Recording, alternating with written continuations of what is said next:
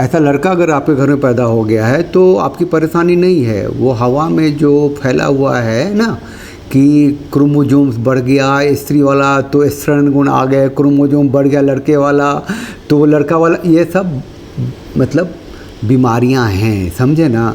नारीवादी बीमारियां हैं, वुमेन एम्पावरमेंट की बीमारियां हैं, है ना। मैं पुरुष हूँ, मैं स्त्री महसूस कर रहा हूँ, इसके लिए भी एकदम एक पूरा का पूरा LGBTQA जैसे लोग हैं जो सड़कों पे आते हैं, भैया नाचते हैं गाते हैं, भैया मैं ये कर रहा हूँ। ऐसा लड़का अगर आपके घर में पैदा हो गया है तो उसे ऐसी लड़कियाँ जो इसके साथ हैं उससे उसको पहले बात दूर रखिए और ध्यान रखिए कि वो कहीं लेडीज वॉशरूम में तो नहीं जा रहा है, बहुत मार खाएगा, बहुत पिटाई खाएगा भाई साहब।